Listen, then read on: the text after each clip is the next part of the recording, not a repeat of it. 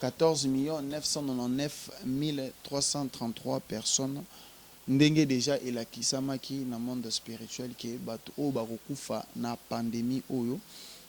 Donc toyebi ke soki nombre wana ekoki okomona ke yango so remarke ke virus ekomi koatteindre na fin nango, c'est que nombre comme déjà kopusa so banda Ramadan. Donc Ramadan kutu koloba déjà lelo ezali première nuit na biso ya Ramadan, na première journée na biso ya Ramadan. Donc so na koloba totika lokola na 29 nuit na 29 jours. Donc tobandi déjà oyo ezali mois et santu ozomona. Donc na calendrier islamique, parce que toza na calendrier arabe, toza pe na calendrier islamique. Donc oyo ezali mois na biso ya esantu, ezali mois oyo nzambe atieli biso yango mpona komi en fait libala mbongo succès moto apesa yango d'abord eza nzambe, surtout pe na point oyo etali makambo ya mbongo wana ngai napesa moto mbongo te, parce que bamaître na biso okutu baya tomona te maître moko azwaka mbongo apesa motu. Donc non tomona yango te. Donc c'est inutile moto ayepa na yo opesa ye mbongo. Et puis mai oyo etali makambo ya kopesa bato mbongo wana eza na ba conséquences moko néfaste ebele na kati na. Pourquoi bozo benga ngo porte-monnaie magique? Pourquoi bozo pesa ngo ba kombo moko boye oyo mérité yango te? Tout ça c'est pourquoi? C'est pour maltraiter le peuple de Dieu. Bozo bosana ke boko kufa un jour boko tunama. Ce qui se passe c'est quoi? Dans un téléphone nangai par exemple. Téléphone nangai eza logo la porte-monnaie moko boye. Mais porte-monnaie magique, porte-monnaie nazoloba bien.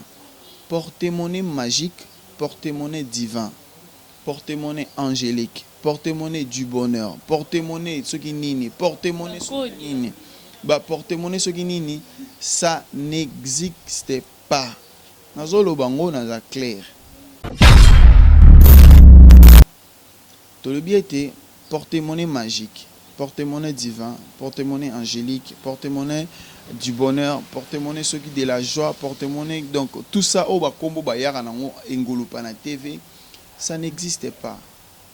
Ça n'existe pas. Et ça na porte-monnaie moko te ba benga ngo porte-monnaie angélique. Pourquoi bozo benga ngo porte-monnaie angélique? Porte-monnaie nyonso oyo mundo akopesa yo yeba ke ezali na conséquences néfastes nango na sima. Pourquoi? Parce que tant que tu pas mouton à payer au porte-monnaie, il te dira jamais la vérité. Il te dira jamais la vérité. Que porte-monnaie ozozo, mbongo wana ozozo, ba esprit basala mbongo te, mbongo sala makana ba banque, mbongo sala ba place sala maka. Ozomona. Alors tant yo ke pas mouton mo rappeler au porte-monnaie.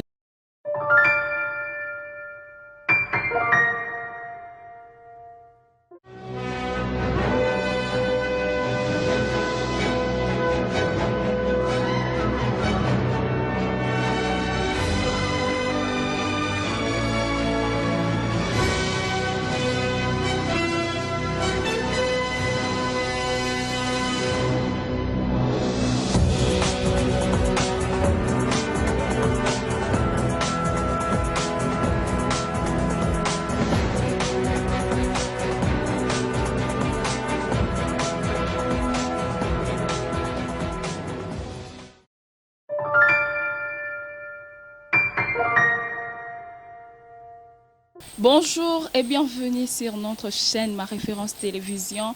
Un grand merci Nabino tout besoin opportunité peli bakou Yolanda biso partout dans le monde entier ici quand besoin mibino. Un grand merci à Lionel Tiamala Wazabungo na sima caméra, pourquoi pas dire aussi un grand merci à Christian Kenzo que je salue déjà mon DT. Hein? Donc, mami de nous depuis quelque part. Bah, gros bisous na yo. Mami na biso to bomba kai. So n'étant à combo na été bimo bol kaboy. Bah, pour n'étant à combo na été. Donc, bah, gros bisous na yo. Là, je tiens à dire un grand merci à Patti Makassi garçon de Paris. Pourquoi pas camionnette Mbola, la descendante de Papa Simon Kimbango. Là, je vois directement Hervé Loutete, pourquoi pas dire aussi un grand merci à Hervé Ekofo depuis Afrique du Sud, hein, donc Divine Dior, la pomme verte, donc Bambo Tebeli Nayo depuis Brésil, donc Nazanga Moti na plateau d'Angaï, bomoni invité du jour na ngai ndenge aza na olingaka ye moko se présenter donc présentation na eleka malamu ke ya ngai. Bonjour maître. Bonjour madame. Boni santé. Ouais, santé eza bien na ngolo ya Nzambe. Oui, Nzambe azobatela kaka ndenge bozomona. Donc malgré confinement tozomeka mpe s'en sortir na grâce pe gloire à Nzambe, mais petit à petit mesana toujours s'améliorer na situation oyo mboka to pe conjoncture ya mboka ndenge ezo permettre biso, donc tozomeka mpe s'améliorer na boni batu bazolanda biso na ma référence télévision bolinga o se présenter aux anani kombo na yo etu. Oui, ngai kombo na ngai nde balobaka na français maître Ibrahim topé molakisi Ibrahim. Donc quand on parle d'un mot maître, ezali moto azali na capacité à transmettre connaissance oyo aza nango et pas na yo. Donc ezate ke maître kaka simple boy, donc ozali capable ya ko transmettre connaissance aux nango et pas ba adepte na yo. Alors pour être appelé maître, il faut avoir aussi des adeptes ou bien des disciples.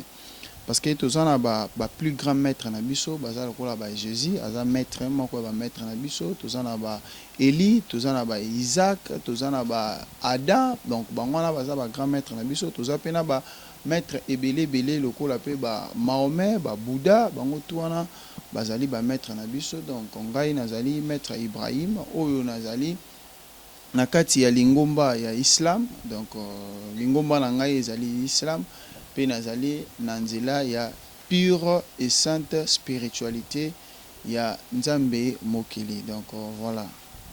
Maître mais qu'un peu expliquer biso aux maître spirituel aux maître donc judoka maître taille autant parce que ba maître basé belé. Oui, ndenge nauti koloba nga nazali maître, un maître spirituel. Donc oyo nazali na capacité ya kozwa connaissance spirituelle oyo ezali pa na ngai to pe connaissance occulte oyo ezali pa na ngai po na transmettre ngo et pas ya batu oyo bako se présenter devant ngai to pe soit na initier bango na katikati ya spiritualité. Donc voilà oyo ezali domaine na ngai. Oui maître yebisa biso nanu tango tangi ba maître bazebele tangi plus ba maître oyo ya Bible ba maître oyo ya Bible otangi ba Isaac ba Abraham et tout bango tout ba otangi pe concernant Jésus-Christ ce que yebisa biso maître tango za maître pourquoi pas otangi biso ba oyo yo osala kana bango ozana bango tant que ba maître otangi biso ka batu ya Bible et puis nani a initié yo. Oui, merci vraiment.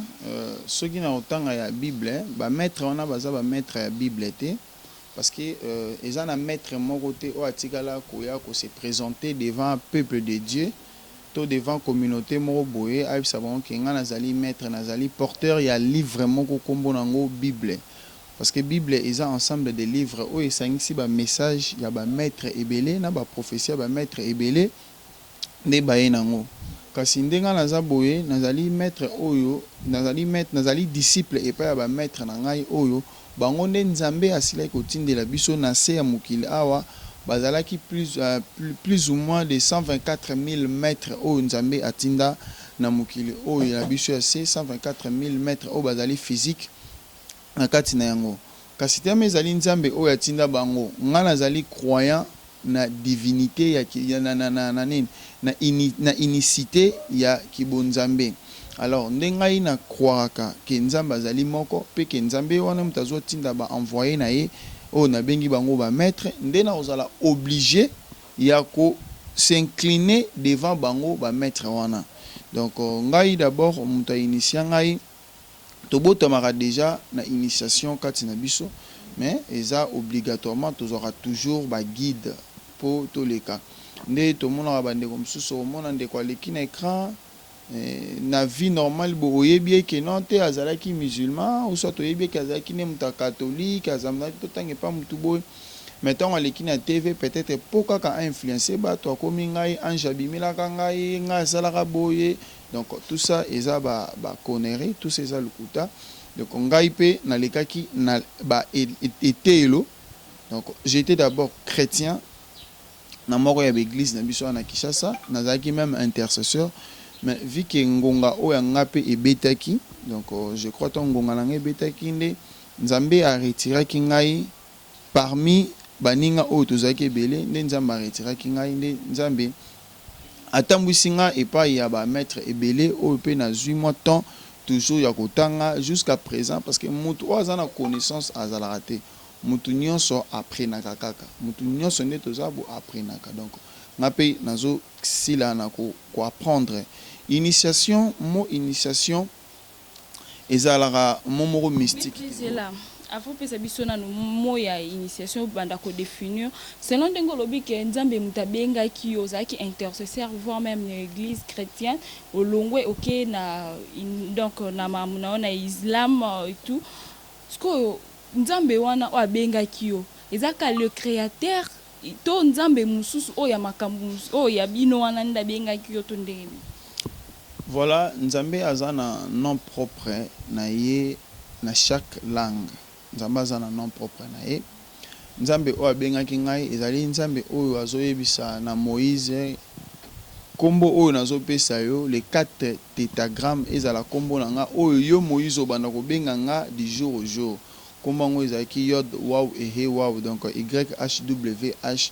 Nde Nzambe oyo abengaka Moïse, Nzambe oyo abengaka Abraham, Nzambe oyo abengaka nani ane nde Nzambe wana ngonga na nga ntango ekokaki nde ye mutaki obenga ngai Nzambe oyo atindela biso Jésus Christ oyo azali prophète na ye oyo azalaki prophète créé par l'Esprit Saint de Dieu donc ye nde mutu oyo abengaki ngai nde na bandi kosila na kolanda ba enseignement ba maître na ngai nde na bandi kotanga muke muke jusqu'à ce que nazo évoluer nde pe nayaki ko se focaliser kolukaka kokende kotanga na ba mikili mususu oyo Nzambe akila parce que toza pe na ba extraterrestre oyo ba vivaka na ba planète na bango ba oyo baza ba intra Jupiter ba intra Saturne ba intra Mercure nde na bokasi ya Nzambe tong Nzambe asaisaki ngai ke na ye na yebi na découvrir pe ba bikela mwana ya Nzambe nde na bandaki koluka ba assistance epa na bango po bayaka ko enseigner nga mai oyo itali ya mabombami. Siko selon initiation na bino nde bo initiera bato yo pe ozwa yo pe koki ko initier mutu pe ntondele ndenge ba initier yo pe koki ko initier. Oui, na initiera bato na spiritualité o ezali spiritualité ya Nzambe na initiera bato jusqu'à présent naza pe na bato na initiaka mais ezate ke nazali na bendani pembeni lokola bandeko mususu o tozomona lelo omoni na kin mutu yango l'état il faut asala eloko oyo ya kokanga ba ordre o mike zobima o ordre kingani o ordre soki de nini o lumière soki de nini tout ça Nzambe il faut asala akanga et Nzambe il faut asala ite l'état na biso sina na kokanga kanga yango spiritualité ezali eloko o ba blagaka nango te ozomona ozalaki lobi un frère ya église okomo tangi pa ba catholique ale obendani oke kosala eloko no pembeni o nga pe na komi maître na komi visionnaire ye nini na ngai spiritualité eza makambo wana te o eza makambo ya église te na église tout le monde na biso ya na normal pasteur ofanda frère mo boza na 85 verset ya bible na mutu na ye abendani pa komi côté na mais spiritualité o eza makambo wana te o ezali spiritualité pire soki ogide batu na erreur batu bakoisami ozomona donc ezate question nazo initier batu nazala na moi lingomba na nga pembeni non te ngai nazali musulman et je mourrai musulman mais nazo initier batu na spiritualité divin parce que tozalaka na différence na ba religion mais la spiritualité toza moko ozomona eza lokola biso nyonso toza na makila ndenge moko na makila na nga na makila mundele ezaka ndenge moko ozomona mais différence nango ezaka nini tona ba différence na ba peau donc pour na biso eza lokola religion makila nde eza spiritualité na biso ozomona donc ça mpesa nga na initiaka batu na spiritualité ezali spiritualité divin ya Nzambe. Ko initiation na bino nde bo initia batu bopesaka batu bambongo bopesaka batu mabala bopesaka batu donc succès to ndenge ni en fait libala mbongo succès mutu apesa yango d'abord eza Nzambe surtout pe na point oyo etali makambo ya mbongo wana ngai napesaka mutu mbongo te parce que ba maître na biso okutu baya tomona te maître moko azwaka mbongo apesa mutu donc on a tout le monde en côté, donc c'est inutile muta ye pa na yo opesa mbongo. Et puis mai o etali makambo ya kopesa bato mbongo wana eza na ba conséquences moko néfaste belé na kati nango ozomona parce que tant yo ozosala eloko moko boye ntango nzambe alobi ke moto akolia na motoki na ye mais yo olingi facilité yeba ete facilité nyonso ezalaka na punition moko ezali sévère ozomona. Donc kopesa bato mabala ezali nzambe moto apesaka biso tozali basali ya nzambe soki moto azolela kaya libala eke problème na ye nzambe asungi ekomeli biso tokosenga epai ya nzambe ilongo nzambe asalisa ndeko kingani ndeko Lionel asala nini azwa mwasi ya malamu asi na kobala ozomona soki ndeti moto aza na besoin ya succès ki azala na succès bato batalaka ye bato bareconnaîtraka ye ozomona tokosenga kaka epai ya nzambe nyonso basengaka epai ya nzambe nde nzambe moto akotala akorépondre ou soit akorépondre te parce que nzambe nde moto arépondre soki nzambe aboyi na korépondre bino te encore bino bosengi nga mpona Lionel abala bon soki Lionel abali na 2020 na 2021 akozwa mbongo akokutana na mwasi moko boye ekobebisela libala il faut na sano il faut leka nano na perfection ozomona ba perfectionner ye pour akemba azala na endurance de l'esprit pour ayeba siko na ko réussir libala na kopesa bato mbongo nde na yebisho awa mbongo nyonso oyo ezali ya pete ezalaka na conséquence moko néfaste ya makasi donc voilà. Ok, maître, peu bozo banda ramada.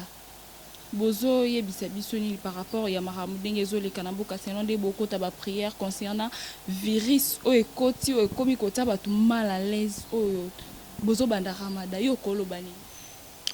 Oui, tozo banda ramada donc ramada kutu kolo ba déjà lelo ezali première nuit na biso ya Ramadan na première journée na biso ya Ramadan donc son akolo ba totika le rôle na 29 nuit na 29 jours donc to bandi déjà o ezali mois et santo ozomona donc na calendrier islamique parce que toza na calendrier arabe toza pe na calendrier islamique donc o ezali mois na biso ya santo ezali mois oyo nzambe acheli biso yango pona komi petola parce que omoni kokila bilei ezali kolesa molimo na yo ya kati ozomona nde tomonaka lelo bandeko na biso babengaka bakristo babi biso tokogene te yesu déjà gena mpona biso donc ezala mambo ya lokuta place ozali okoki kozala na baproblème moko elekeli yo ozomona okozala ke mobali ya kimi osali na bafaçon tu mobali azozonga te okoki kozala ke nani musala ezomonana te eza te kaka okende koluka obenga maître moko kingani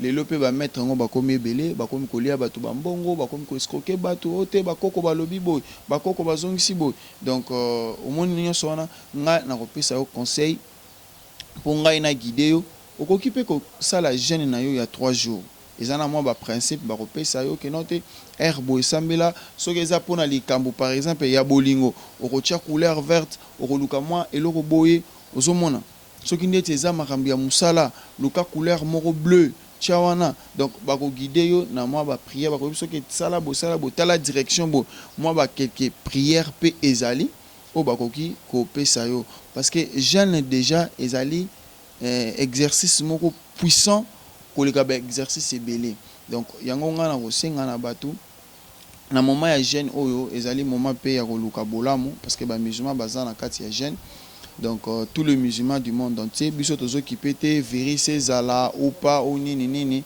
donc biso tozo bosser kaka na kati ya kokila bilei ndenge toza wana donc oyo pe amoni ya koluka bolamu na moment oyo akoki pe kosomba biloko na ye akepe apesi don epai ya ba musulman o bazali proche na ye donc pourquoi parce que pe ba musulman to bazana carême yeba ke carême tolobi ezali état moko d'esprit ezali état moko ya autodiscipline parce que ba bêtise mususu mutu akoki kosala na moment carême aosala ngo te ozomona ozofinga te ozokosa te ozolia mabe te ozomela biloko ya masumu te ozosimba biloko ya masumu te yeba ke ozali kopetola molimo na yo pe nzambe azali komatisa yo na ba degré moko élevé. Mais le lot comme on a plus au monde au porte-monnaie magique ngana sala ra porte-monnaie magique au pesi quelque chose to bimiseli au porte-monnaie magique binu pe bosala ba biloko Donc eza la seule chose oyo lelo bandeko ebele ya nga na benga bango ba maître te nazo benga bango na bakombo na bango kaka normal na ebite so baza banani bakomi ko benga nga ebele pourquoi yo zolo ba boye pourquoi zolo ba boye mais eza vérité na zolo bango en soi en réalité moni ndeti boye oyo ezali téléphone Samsung marque A70 toyebi ke téléphone Samsung marque A70 ezalaka donc so na ke lukango na okuta on bateka ngo awa mais porte-monnaie magique porte-monnaie nazoloba bien porte-monnaie magique porte-monnaie divin porte-monnaie angélique porte-monnaie du bonheur porte-monnaie soki nini porte-monnaie soki nini ba porte-monnaie soki nini ça n'existe pas nazoloba ngo naza clair comment basela onde balanda ngai nalingi place oyo soki ndeko na biso cameraman akoki kosunga abenda parce que ezali message oyo fo bato bayebana comprendre donc opesanga moi quelques minutes na epesa message oyo ezala normal eza nini tolobi ete porte-monnaie magique porte-monnaie divin porte-monnaie angélique porte-monnaie du bonheur porte-monnaie soki de la joie porte-monnaie donc tout ça oyo bakombo bayaka nango engolupa na TV ça n'existe pas. Ça n'existe pas. Eza na porte-monnaie moko te babenga ngo porte-monnaie angélique. Pourquoi bozo benga ngo porte-monnaie angélique? Pourquoi bozo benga ngo porte-monnaie magique? Pourquoi bozo pesa ngo bakombo moko boye o mérité yango te? Tout ça c'est pourquoi? C'est pour maltraiter le peuple de Dieu. Bozo bosana ke boko kufa un jour boko tunama. Ce qui se passe c'est quoi? Dans un téléphone nangai par exemple téléphone nanga eza lokola porte-monnaie moko boye mais nalingi siko porte-monnaie wana ebanda ko produire ngai mbongo ozomona nde na ko charger kaka porte-monnaie na ngai wana ozomona na charger porte-monnaie na nga na énergie moko boye nde porte-monnaie mutezo sala te ezali na esprit moko azali caché derrière wana nde abanda ko sala siko tala batu ba message bayaka nango o non te porte-monnaie angélique et baby saranango te porte-monnaie angélique et bomaranango te porte-monnaie angélique divin ce qui ninyana et salaranango boete tout ça c'est la folie nyonso eza lukuta ozomona nyonso eza lukuta ozomona nyonso wana eza lukuta porte-monnaie nyonso oyo mundu akopesa yo yebaka ezali na conséquence néfaste nango na sima. Pourquoi? Parce que tant que tu pas mouton à payer au porte-monnaie, il te dira jamais la vérité. Il te dira jamais la vérité. Que porte-monnaie zozo, mbongo wana zozo, ba esprit ba sala mbongo te, mbongo sala makana ba banque, mbongo sala ba place sala maka. Ozomona. Alors tant yo ke pas mouton mo rappeler ce porte-monnaie magique. A episo ka ça va zoa et banda ko bimisela yo $10,000 par exemple. Tant que zo produit $10,000 wana exercer effort nini ozo sala en retour pour olier ça ba esprit wana en fin de compte et ya ko senga yo mutu pamba moi je conseillerais na bato soki ko luka kisi ya mbongo normal ko ya te ko note e bomaka te non mutu nyoso zo peso porte-monnaie ba kezaka na conséquence néfaste na sima nango ozomona ngai pe naza na connaissance ya makambo oyo etali ba porte-monnaie magique wana mais soki mutu aye ko se renseigner auprès de ngai na ko conseiller ye na ko tinda ete asala yango ozomona na ko conseiller mais c'est vraiment regrettable comme on a batu mususu lelo na bino bandeko na biso bozo yamba batu ton moni mutu aleki na TV un maître spirituel doit passer son message na peuple nzambe o bafandi bazolanda ye po babika parce que tozo zela venir à Christ il faut aya pour tout ça nini pour enlèvement salama to kende mais c'est jusqu'à quand bo banda ko yamba batu baye ko parler de la message de la part de Dieu parce que biso neto botoza baumbu ya nzambe mutu azo mibenga maître wana aza moumbu ya nzambe soko ozali maître moko spirituel ozali maître moko satanique yaka lobela de la part de Satan. Mais tika koya ko s'inventer un écran. Les gens n'ont pas besoin de ça. Ba maman ba fandi bazolanda biso, ba papa ba fandi, ba camarade, ba leki bandeko, bazan a besoin ya koyoka message na biso. Bazan a besoin ya ko tirer quelque chose. Bazan a besoin ba bika milimo na bango. Osomona. Donc voilà, c'est un peu ça. Ozaki message nanga kina lancé na ba ndeko oyo ebele mosusu babengaki batunaki nga nsima makambo ya porte-monnaie. Donc voilà, c'est un peu ça. Ok, maître, tu continuer déjà, tu continuer. Les lots tozomona mwana ntemi akomi kosala ba désordre, ba mambo ebele, ba désordre vraiment au mwana ntemi mazosala kotala yango boye eza kaka spiritualité to eza nango normal ba désordre mo bo normal. Oui, eloko mwana ntemi azosala d'abord faut koluka koyeba aza c'est un vieux sage. Azali pe moto azali na énergie spirituelle, donc déjà makambo asalaka kozwa ndika kopesa ngo énergie pe eke ebeti bombe eke esali lisasi, donc eza déjà moto azali na énergie moko spirituelle. Donc alors oyo ya azosala azo déclarer juste droit na ye. Quel droit? Alobaki aza na besoin bapesa ye mbongo na ye, soki baza na mbongo na ye aza na besoin baremettre ye badroit na ye. Alors soki toke na spiritualité moto azo déclarer droit na ye eza normal ozomona, mais lutte oyo azo mener étant que un homme spirituel omoni na Japon to pe na Chine toza na bamwana oyo bato babengaka bamwana. Donc mwana ntemi aza lokola mwana ozomona, aza lokola mwana. Dernièrement na batindela ngai émission ya ndeko moko azolobela si mwana ntemi azolobaki ye na mwana ntemi baza ndenge moko. Donc c'est vraiment regrettable de voir un papa à cet âge là et yo jeune garçon oye na TV peut-être pour influencer bato bazolanda yo babenga yo to ndenge ni. Donc vraiment c'est regrettable avec ba jeunesse na biso bongo. Donc mwana ntemi c'est un jeune papa et c'est un vieux papa oyo azali na spiritualité moko oyo ayebi aza na énergie tokoki konie yango te tomonaka makambo asalaka ozomona. Alors nga na koconseiller ye étant que papa oyo azali lokola papa na biso azali koko na biso toyoka bakoko na ye ke ayeba ndenge nini akomene lutte na ye, parce que ye aza lokola mwana abomaka motu te, mwana akreaka trouble te, parce que tant yo osala trouble affrontement na bandeko na yo wana yebaki place ozofanda osala wana bana mike bazali, il y a de maman bazali innocent pe bazali lisasi ekoki kozwa mutu akufi gaz ekoki kokota na bapasi ya mboka oyo, étant que un vrai spirituel okoki komene combat bongo te. Biso nyonso oyo tozali na komene combat ke to délivrer Congo, mais tozoluka ba stratégie nini oyo tokoki komema ba combat na biso. Donc oyo azosala ya kosala trouble wana nde wana eza mabe. Mais soki azali na stratégie mo ya mener combat na yeke ko combattre munguna, parce que mboka nyonso ezalaka na ba occupation ba occupant bayaka kaka. Alors soki azali pona ko benga na bato bazo occuper Congo, ba étranger au nyonso baza au tête topé au dessus à pouvoir à Congo nde wana eza malamu, mais na nzela ya ko bomisa bato bongo eza malamu te. Bien sûr que mboka nyonso po échanger esengaka makila etanga, mais na lolenge wana te. En tout cas, merci beaucoup. Ma dernière question, est-ce que arrive à peu au la paix voyage astral?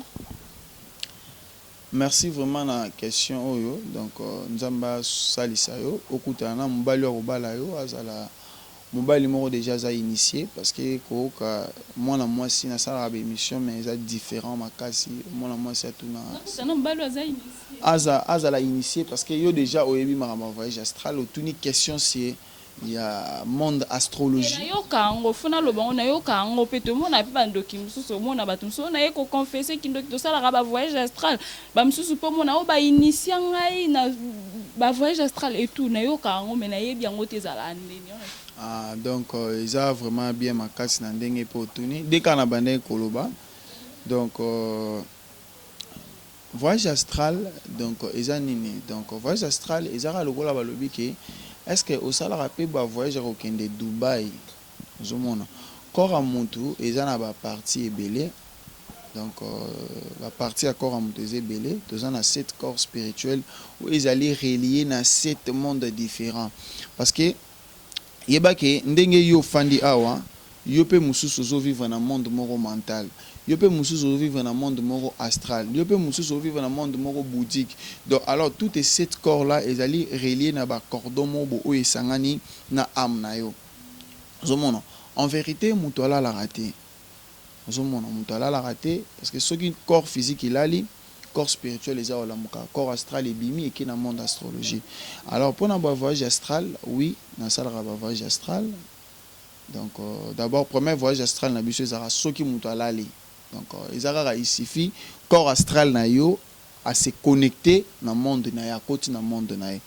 Donc premier point où il permet à tout ça la voyage astral na biso da butunyo so asala kango eza dès que kaka ba paupière mi balé toutani corps astral na yo ebimi. Mais tout ça rappelle ba voyage astral consciemment ndeti tozana na plateau boye qui na ningina sala par exemple voyage astral ou soit na connecté na yo to sala no pe voyage astral. Donc wana pe et sala marango to initia kango pe bato mais kasi to conseillera bato na ba oyo bazo lukabaye ba kosala voyage astral to ba été monde astral eza na ba barrière.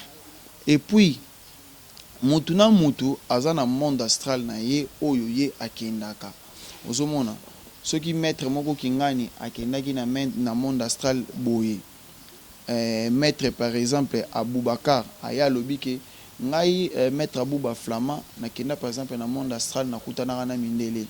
Par exemple maître Isaya lobi ke ngai na monde astral na nakendaki nakutanaki na ba chinois ozomona. Maître Youssouf Mala alobi ke ngai nakendaki nakutana batu boye. Maître Djibril Toke akenda donc omona ke batu bako bandoloba tokendaki na monde bo tokenda nyonso wana ezaka ba monde astral bakendaka tokoki koboya te parce que monde astral ezana ba demeure ebele. Donc eza nango possible pe tolakisaka ngo bato en plus eza na avantage ebele mutu asalaka voyage astrologie. Pourquoi? Parce que monde astral ezali diffusion ya makambo ekoleka lelo ozomona parce que place tokenda ozo bandoto eza monde bandoto eza monde oyo tokendaka na monde moko boye okeyeba makambo wana yango omona ke olala olota ndoto mo boye obosana mais jour likamwana esalama yo omona ndeti mo rediffusion mo histoire d'un ndeti na mona déjà ndoto ena na lota ndoto mo boye. Donc voilà c'est un peu ça. Wana eza kindoki to eza magie to eza non donc selon ba classe na bino nde bokota nde sala ke bo développer bon. Oui, kindoki tope magie nyonso ezali nzambe mutakelango kindoki ezaka boyebi moko intelligence moko oyo nzambe ya kela pe apesi pa ya bato. Donc ça dépend de mutu azozwela yango eza na bandoki mosusu babatelaka famille eza pe na bandoki mosusu babundisaka bato ozomona. Magie ya solo eza neti biso boye toza ba magicien. Oui on reconnaît pourquoi parce que ba prophète nyonso nzambe bazalaki ba magie ozomona. Ba magie euti na mot mage donc magos en latin et puis mage donc bato bazali na connaissance moko boye. Donc nyonso wana ezali kaka oyo nzambe atangisa biso parce que eza na eloko moko te Satan qui est là.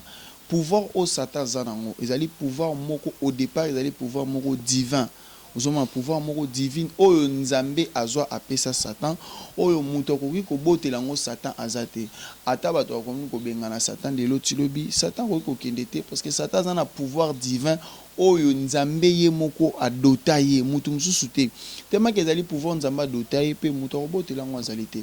Donc biso nyonso tosalaka makambo oyo tozwi epai ya nzambe. Ok, mot de la fin. Plutôt kabona déjà, mot de la fin, message nous lancer pour na bande ko bazolanda biso et puis pour na surtout pour na maladie oyo ezo frapper monde entier Covid-19.